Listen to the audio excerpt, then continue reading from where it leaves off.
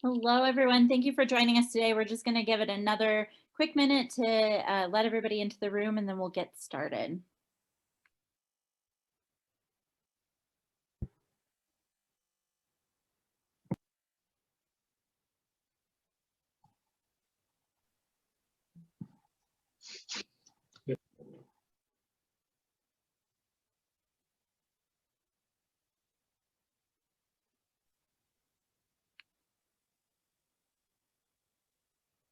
Hello, everyone, and welcome to our webinar, Transform Your Life, the Power of Practicing Self-Compassion.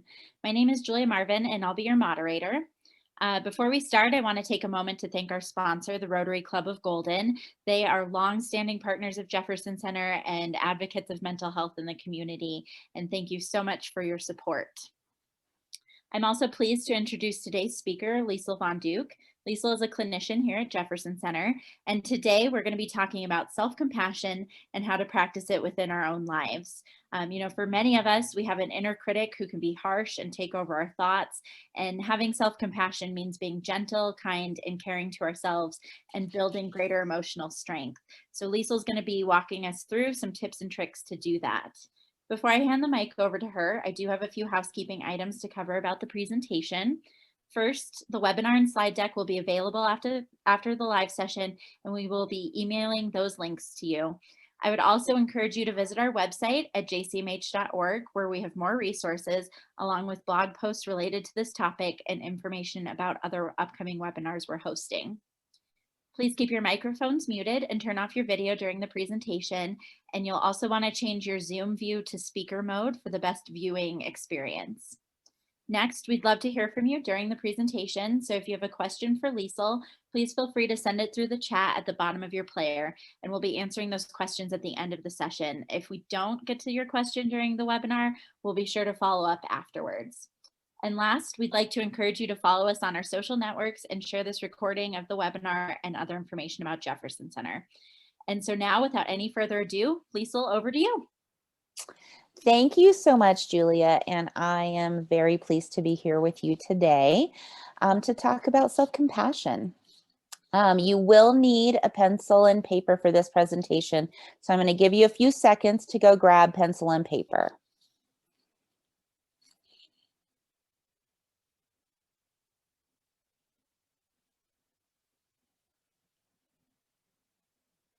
I hope everyone's doing well on this chilly morning, but it is going to be a warmer day than it has been, and that's a blessing for sure. All right, hopefully everybody has grabbed their pencil and paper. I am very pleased to be presenting today for the Jefferson Center. This presentation is about self-compassion and integrating self-compassion into your daily life. Along with this presentation, you can find many other presentations on the Jefferson Center website. I found them to be very helpful. So the Jefferson Center is here for you. We have been in the community for over 60 years, and we serve Jefferson, Clear Creek, and Gilpin counties. Our mission is to inspire hope, to improve lives, and to strengthen our community by providing mental health and related solutions for individuals and families. We serve everyone in the community. From babies to elder adults, as well as veterans and military personnel, we offer traditional individual, youth, and family counseling, but we also have many programs that people don't know about at the Jefferson Center, such as our peer specialist program, where members of the community have experienced mental health issues, and they support peers in the community who are struggling with those same issues. We also have wellness classes and wellness coaching, parenting resources. We have parent educators that can come in and help parents with parenting issues they're having with their children. We have school-based therapists in many of the schools across the 3 counties that we serve. And we also have substance abuse treatment for people who are struggling with substance use. So my name is Lisel Von Duyke, and I am a licensed professional counselor. I have been working with the Jefferson Center for 6 years now, and I'm really proud of the work that we do at the Jefferson Center. We're so in touch with the community, and we strive every day to provide the and have the access for care for the community in the many different ways that I've talked about. And we have even more services that are available if you want to look at our website. Um, like I said, it's just a real privilege to be a counselor for the Jefferson Center. Some fun facts about me are that I am the mother of 6 children, 5 adults and one 15-year-old. And I love the outdoors. I love hiking and doing yoga outdoors and exploring the outdoors and traveling. And I have 2 little fur babies. The guy up in the right-hand corner's name is Hobie, and he's an 8-month-old golden retriever that has certainly been a blessing and a challenge. And in the left-hand corner is my dog Kaya, and she is a Shih Tzu. No pun intended. She's a 9-year-old little bundle of joy. So practicing self-compassion, let's jump into it. What is compassion? Compassion is the sympathetic consciousness of others' distress together with a desire to alleviate it. That's what the dictionary says. In the dictionary, there is no definition for self-compassion. Isn't that interesting? But anyway, compassion in general is being conscious of other people's distress and trying to help them. So self-compassion is compassion that we direct towards ourselves, especially in instances where we're feeling inadequate, when we feel like we failed, or in times of general suffering. And I think we can all agree that we're really experiencing some general suffering right now with the COVID pandemic. It's been a very stressful time for everyone. And it's even more important right now that we practice self-compassion. So it can be really hard to be compassionate to yourself. And there are some reasons for this. One of the first reasons is that self-compassion is outside of our cultural standards. From the time we're young, we're told to be strong, to suck it up. We rarely are told to be gentle with ourselves, to accept ourselves. We are told we have to be our best and do the best, and we're encouraged towards perfection, but we're not told to go easy on ourselves or to give ourselves the care that we need. Another issue is that we lack the tools to practice self-compassion. We are not given the tools. Did any of you ever, when you were growing up, have anyone teach you how to speak kindly to yourself, or to practice self-care, or to take time out for yourself? If you did, you were amongst the minority. We're taught to be human doings rather than human beings, to fill our lives with busyness and to care for others rather than caring for ourselves. And we distract ourselves with tasks and doing things. Another barrier to self-compassion is that it feels vulnerable. When we are being compassionate to ourselves, it can feel scary because our thoughts aren't always very kind. Sometimes we are not very encouraging of ourselves. So rather than find compassion and self-care for ourselves, we distract with tasks and doing things for others. So what are the tools for practicing self-compassion? That's what we're going to talk about today.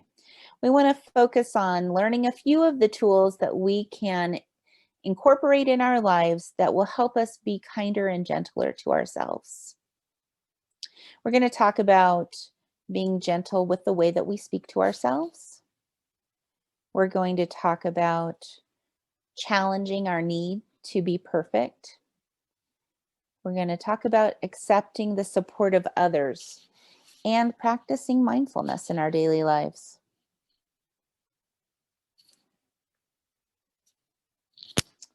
Treating yourself kindly means being gentle with yourself, but it also means prioritizing yourself.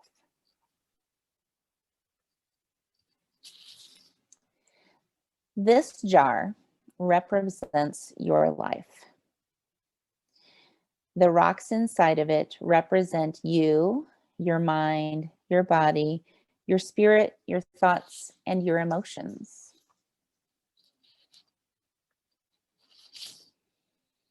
This jar of pebbles represents the people in your life, your family, your friends, your coworkers, and your acquaintances.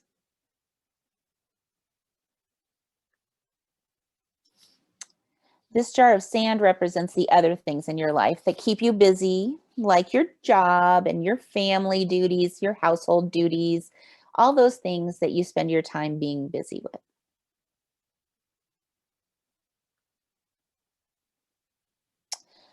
Look at the jar of sand. If you fill your life with work and other commitments, there is no room for you. Look at the jar of pebbles. If you fill your life doing things for others, there is no room for you.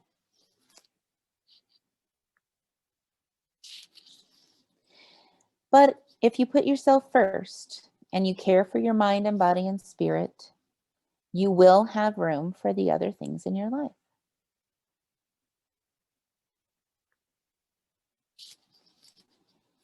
And by prioritizing yourself, you will have the bandwidth to be fully present for your people and your commitments.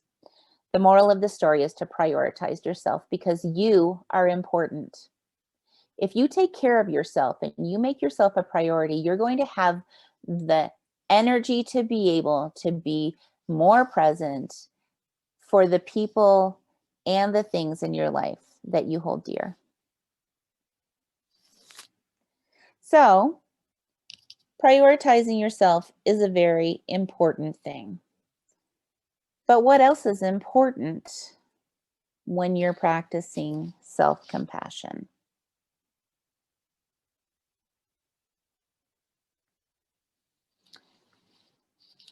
All right, this is where you need your paper and pencil because I'm going to give you 60 seconds to write down as many positive things as you can about yourself. These need to be strengths, character traits, or things that you're good at, anything that's positive. All right, ready, set, and go.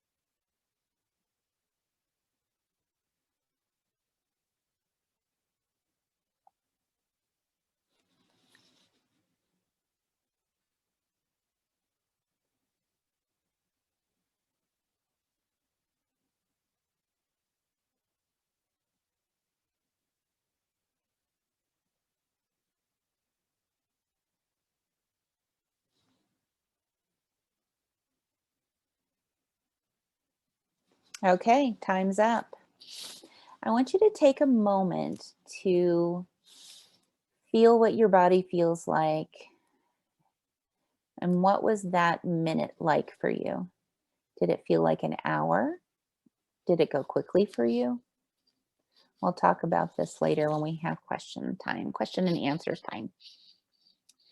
Now we're going to do another activity along the same vein. And we're going to write down all of the things that you don't like about yourself.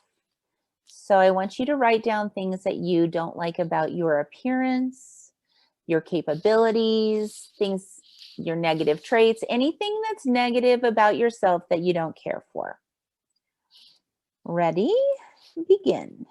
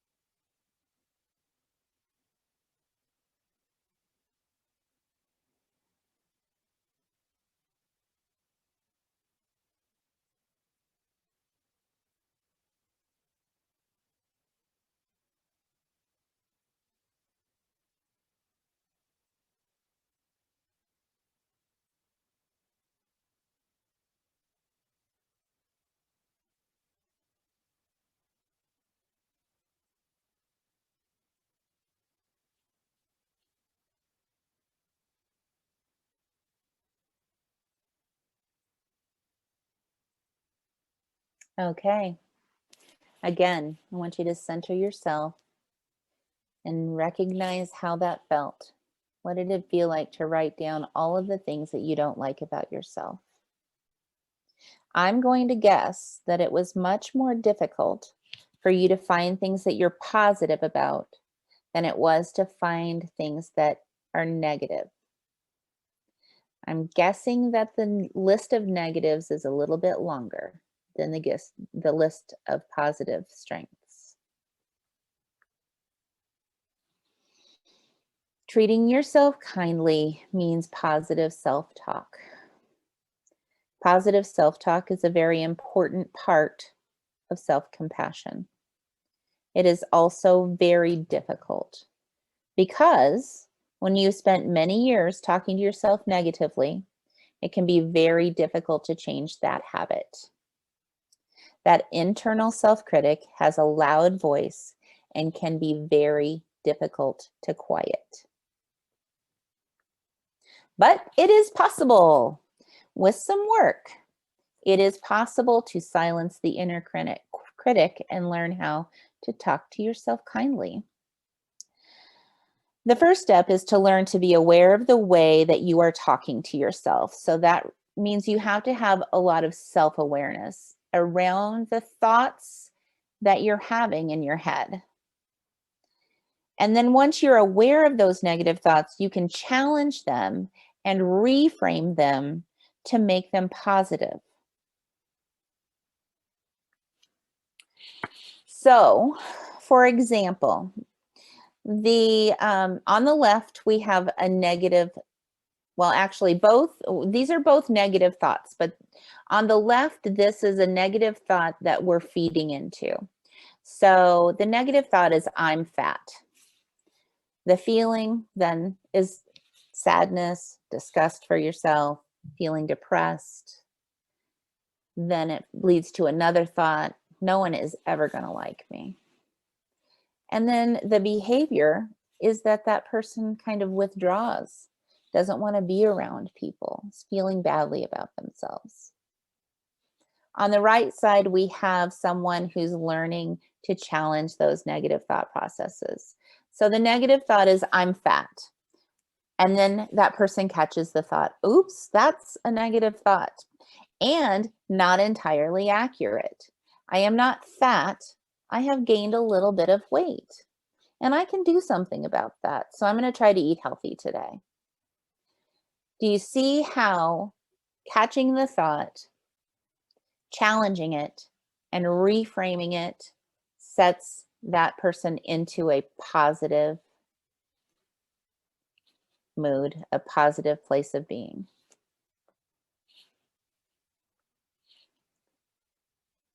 Once you begin to replace those negative thoughts with positive thoughts, you will begin to see significant changes in your mood and in the way you interact with other people in general. You will start seeing positive results.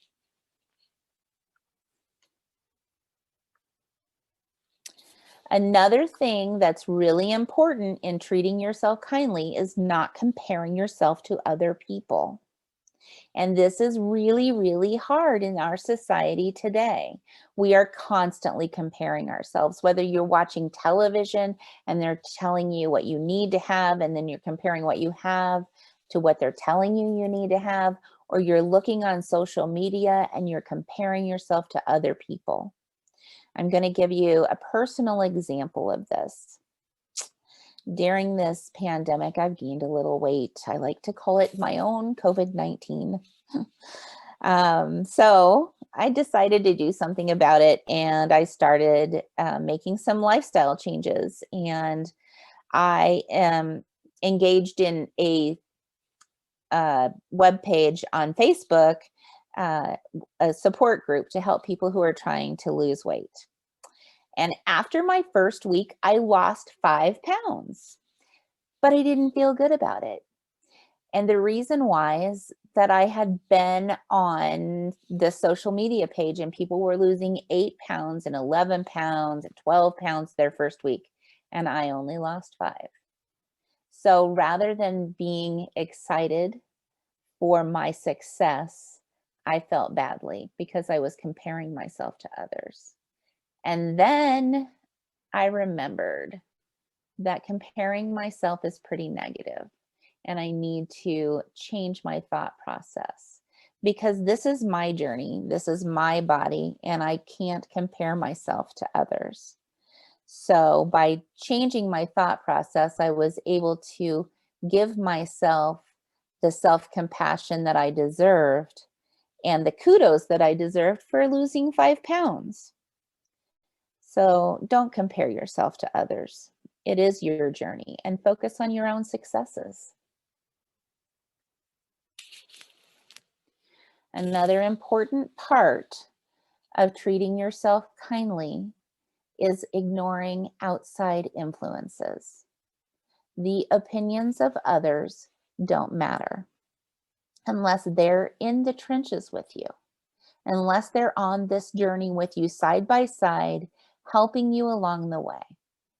And this is the best example of this that I've heard was the statement by Teddy Roosevelt that has now been brought about and made famous by Brené Brown in her work that she does around shame and vulnerability. And I'm going to read this to you because I think it's really important. It is not the critic who counts, not the man who points out the strong man's stumbles or where the doer of deeds could have done them better. The credit belongs to the man who is actually in the arena, whose face is marred by dust and sweat and blood, who strives valiantly, who errs, who comes up short again and again, because there is no effort without error and shortcoming, but who does actually strive to do the deeds, who knows great enthusiasms, the great devotions, who spends himself in a worthy cause, who at the best knows in the end the triumph of high achievement, and who at the worst, if he fails, at least fails while daring greatly, so that his place shall never be with those cold and timid souls who never know victory nor defeat. So in essence, what this is saying is those people who are not on your journey, who do not know your story, do not have a voice or an opinion that matters to you. It is those people who are in the arena, who they themselves are marred by dust, sweat, and blood. Those are the people whose opinions you should be considering. Otherwise, it doesn't matter.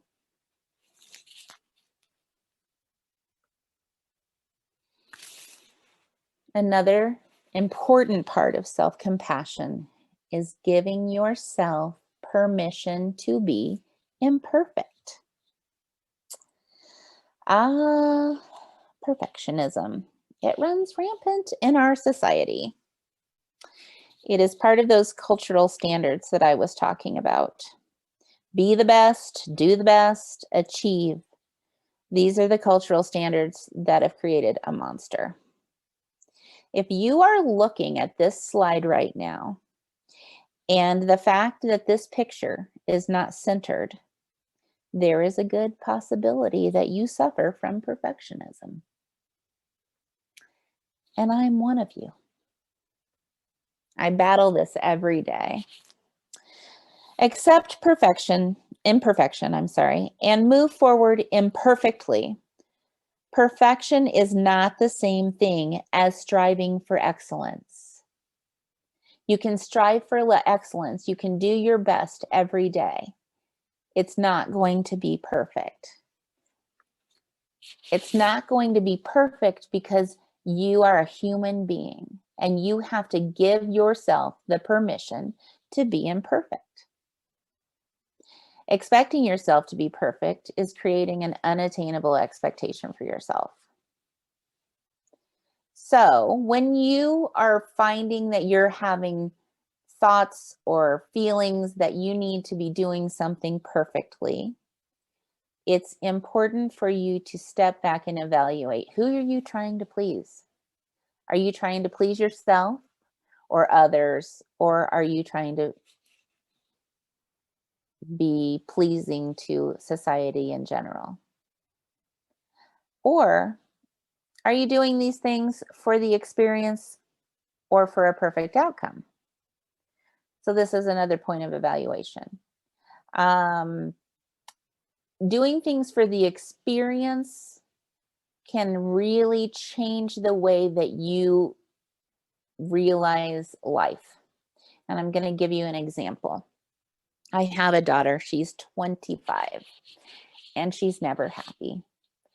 And the reason for this is that she gets an idea of the way that she wants something to be in her head.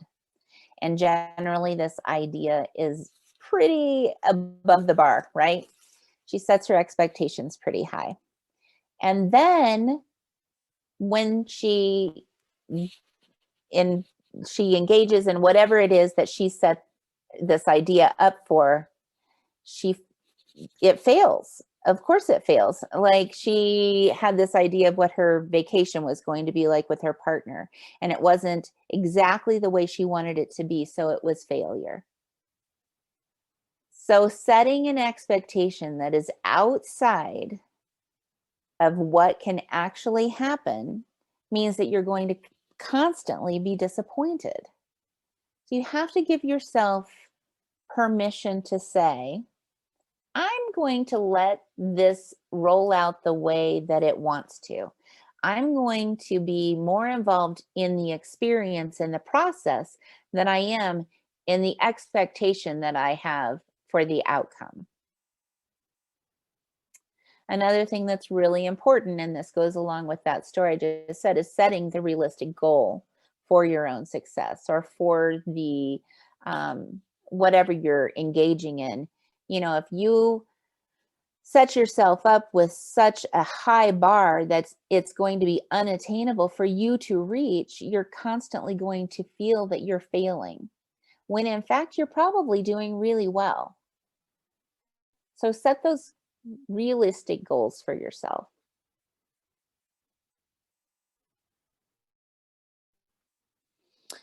It's also really important to remember that you are not alone.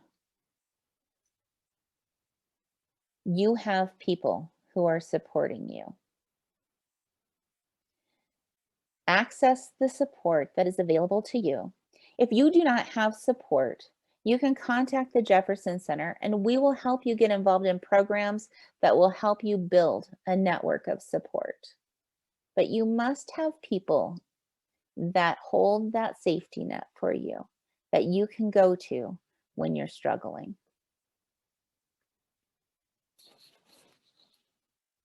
So when you're having a problem, you need to try to connect with someone who gets it, right?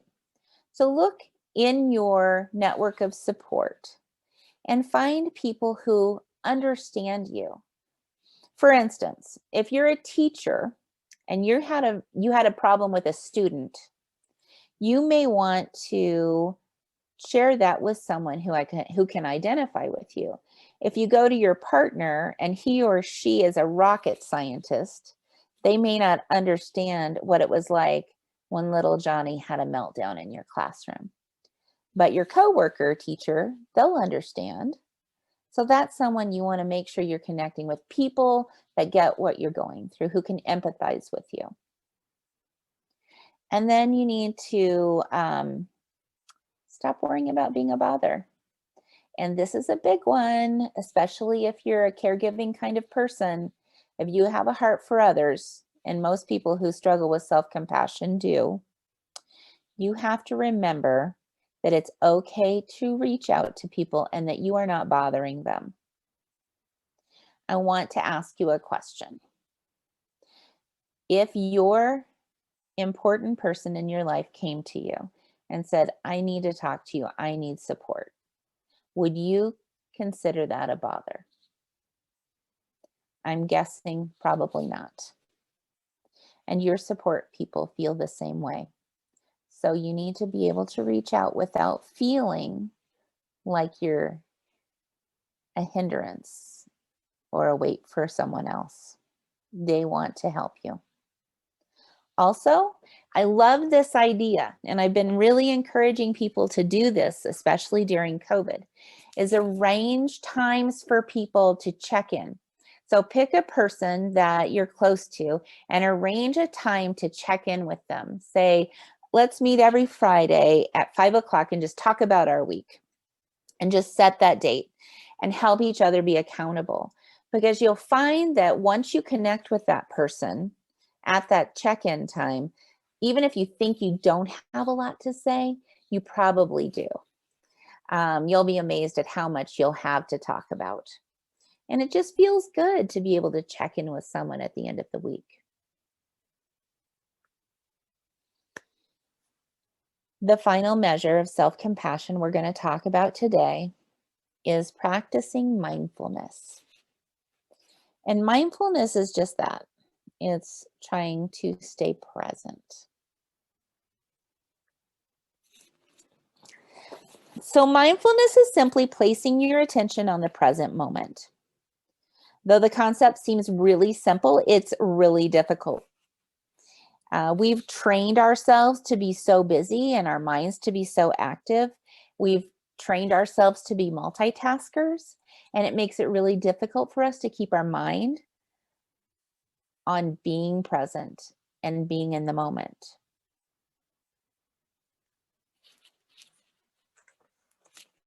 So how do you practice mindfulness?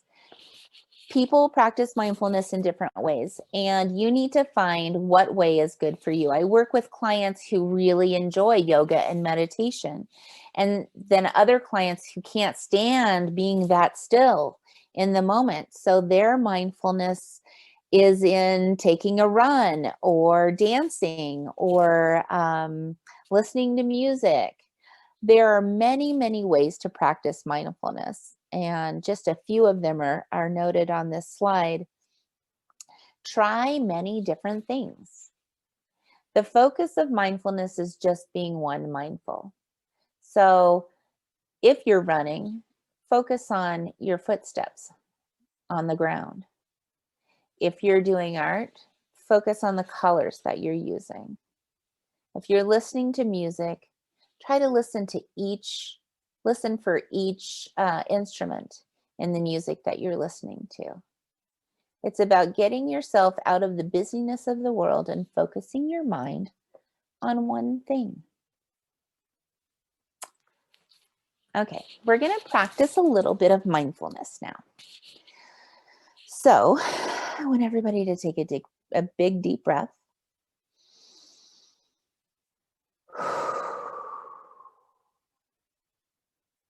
You can focus your gaze on the picture in front of you, or you can close your eyes. Sit comfortably with your feet on the ground. Relax your shoulders away from your ears. Sit straight with the crown of your head reaching up to the sky. We are going to take 3 deep breaths in through the nose and out through the mouth. 1,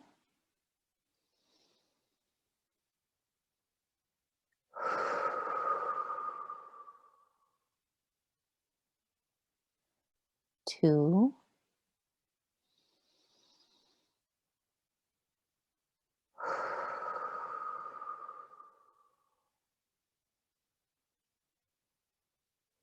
3,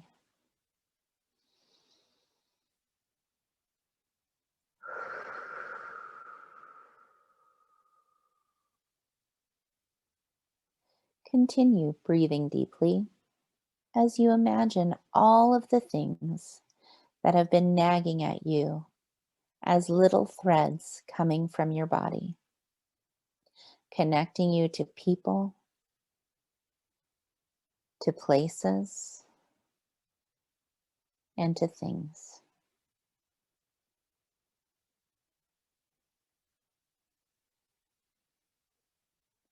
Now imagine that you are plucking each thread from your body. And as you do, you send that connection away in light and in love.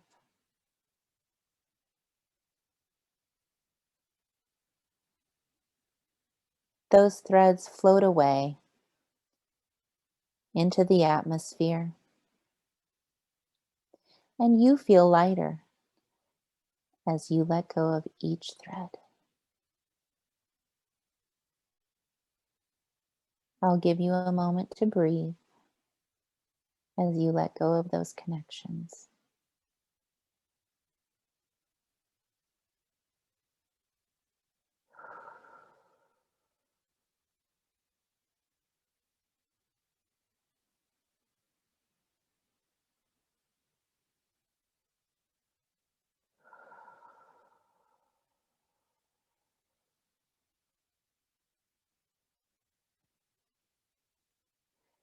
Begin to notice your feet on the floor and breathe into your body.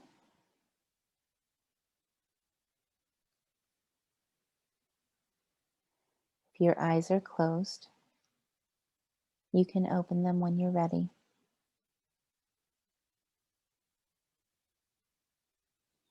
This is a mindfulness activity that you can do at any time of the day, anytime that you're feeling stress or anxiety build in your body.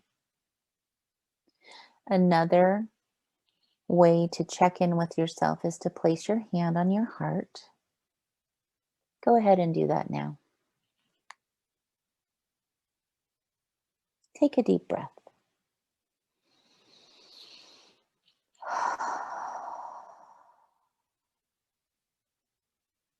And now take another.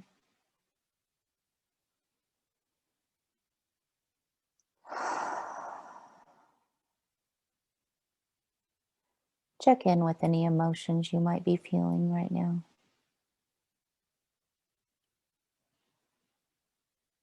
It's good to check in with yourself. This type of mindfulness you should be doing throughout the day. This is self-compassion. This is caring for yourself.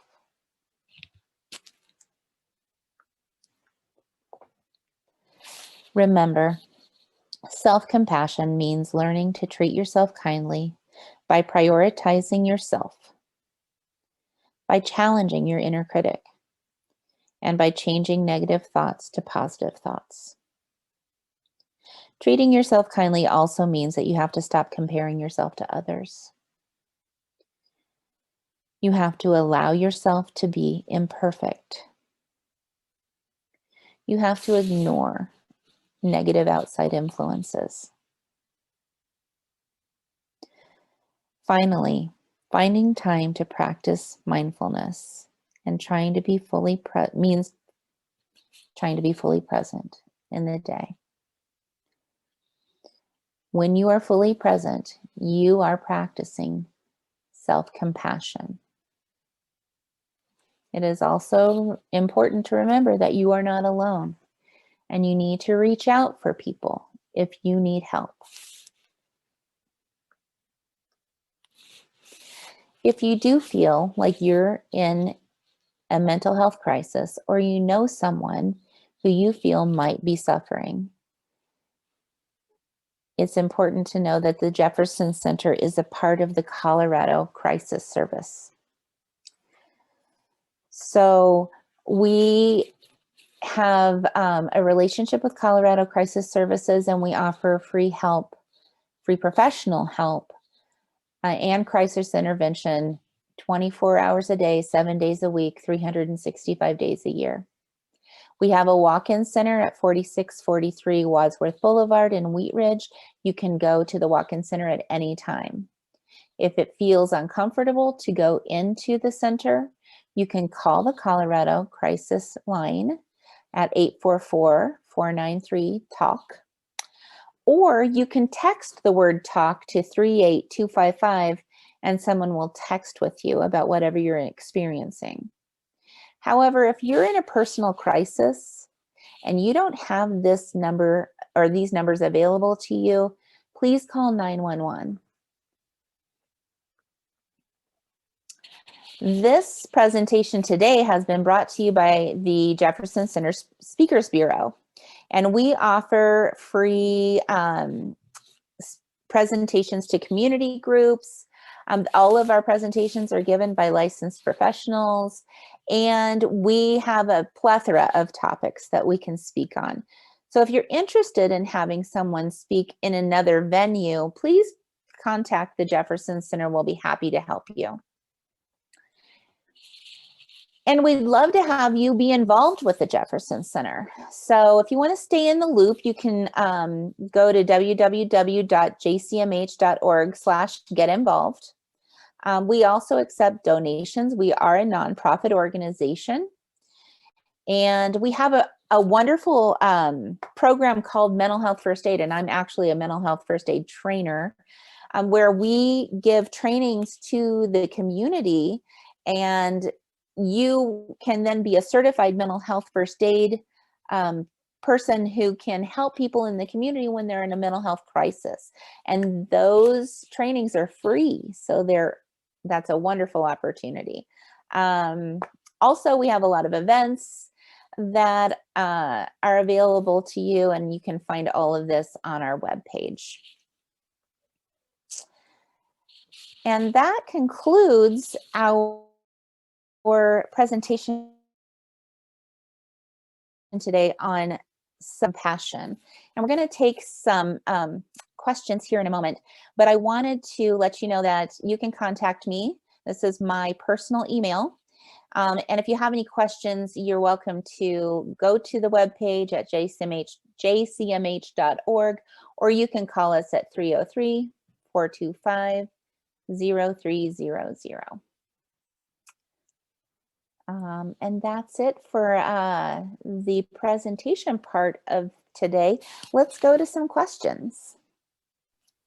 Great, Lisel, thank you so much for all of that really great information. I know that I found it valuable. So if you have a question, just raise your hand in the chat, or raise your hands and we'll call on you. We have gotten a few questions so far. The first one is, how do you practice self-compassion when the negativity comes from inside and outside? And I think they mean your partner or from work or school, like you're getting negativity that way, but then also like the negativity that you're having towards yourself. Right. So the negativity you're having towards yourself is about really stopping that internal critic and challenging that voice that says that you're doing something wrong, and really finding the factual data, like what is true about what you're experiencing, what is false, what do you need to let go of. Sometimes it can be helpful to talk to a counselor if you're really struggling in this area. If it's coming from the outside, again, it's about dealing with that outside exposure. So is that person that's giving you the negative criticism in the arena with you? Are they understanding your story? Do they want to lend the support to you that you need if you are struggling? So you really have to evaluate that. And if you have someone in your life that's extremely negative, maybe you need to talk with them about your feelings, about how they're influencing the way that you feel about yourself. And you can do that in a positive way just by letting them know. They may not know that you're feeling hurt by the way that they're talking to you. So just letting them know, wow, your words are really making me feel bad about myself. Great, thank you. Our next question is, my sister, who I'm really close with, is always putting herself down. How can I help her recognize this and help her practice self-compassion? That's a difficult thing to do because she has to want to, quieting the inner critic is done solely by yourself. What you can do, though, is help her challenge those thoughts. So when she says something negative about herself, it's important for you to say, hey, maybe that's not true, and help her explore what she's thinking. What's factual about what you said, and how could you turn that into a positive? Taking that, what we learned today about taking the thought and stopping it when it happens and you recognize it, and then changing that thought into a positive is going to be extremely helpful. But then it's up to your sister to engage in that process of quieting her own inner critic. Thank you. And then we do have one final question. This one says, I've struggled with negative thoughts for years, but in the past few months, I've been more isolated and feel like it's getting worse. I've wondered if I should see a therapist to get help with it, but then sometimes I get better at it for a little while and then it gets worse again. And so, how do I know if I should see someone to help with the negative thoughts? Well, I would say, since this has been going on for quite a while, that it's probably a good idea. But I'm also a huge proponent of engaging in mental health. We have an idea of I need to see a therapist because I'm in a crisis. That's not how it works. Well, it is. I mean, obviously, you're going to come see a therapist if you're in crisis, but mental health is also kind of something that you need to do regularly. You need to, keep, it's like a maintenance program. And so going to see a therapist regularly is actually a way of addressing positive mental health. I think everyone in the world should see a therapist because it's so lovely to have someone with an unbiased lens help you examine what's going on in your life. And to be very honest with you, most therapists have therapists because we know that this is so important. So my advice to you would be jump in, go see a therapist. I know that some people feel like seeing a therapist is kind of scary, but I want you to know that when you go into the therapy room, when you go into your therapist's office, they're never going to push you to do something or to feel something or to say something that you're not ready to. So your therapist is really there as your sounding board, just to help you find your way along your journey. Great. Yeah, that's such a good point. I love that idea of that, the therapists are there for when you're in crisis, but that it's also, you don't have to be in crisis to see one. And so that's a really great point. So Liesel, I think that we're coming up on time. So I just wanted to thank you again for this wonderful presentation, and thank you everyone for joining us.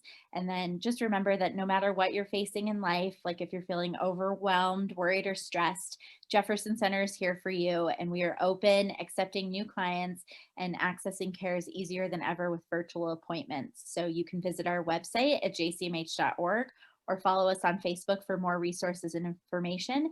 And you can also reach us by calling 303-425-0300. Thank you all again and have a great day.